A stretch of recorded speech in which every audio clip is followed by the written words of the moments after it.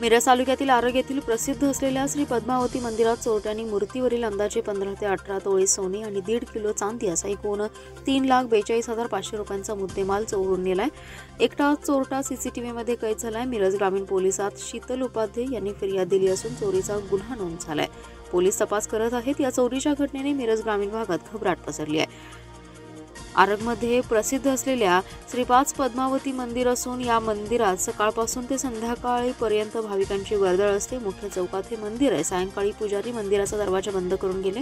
सकाळी मंदिरातील पूजा करण्यासाठी आले असता त्यांना मंदिरातील मूर्तीच्या अंगावर असलेले सोन्याचे दागिने तसेच चांदीचे दागिने वस्तू गायब झाल्याचं दिसलं।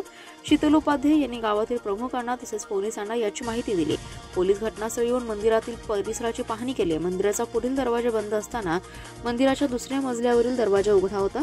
चोरटा त्या दरवाजातून आत जाऊन मंदिराच्या गाभाऱ्याचा दरवाजा कटावणीने कटवून मूर्तीच्या अंगावरील अंदाजे 15 ते 18 तोळे दागिने तसेच 1.5 किलो चांदीचे दागिने असा एकूण 3,42,500 रुपयांचा मुद्देमाल जप्त केला आहे। मी शीतल उपाध्याय आरग येथे पाच पद्मावती मंदिरामध्ये आज पहाटे 3 वाजता एक 15 ते 18च्या तोळे सोनं जे भक्तांनी दिलेलं होतं आणि 1 किलोच्या आसपास चांदी जे भक्तांना अर्पण केलेलं होतं त्या सकाळी 3 वाजता काही अज्ञात लोकांनी चोरी करून नेलेलं आहे।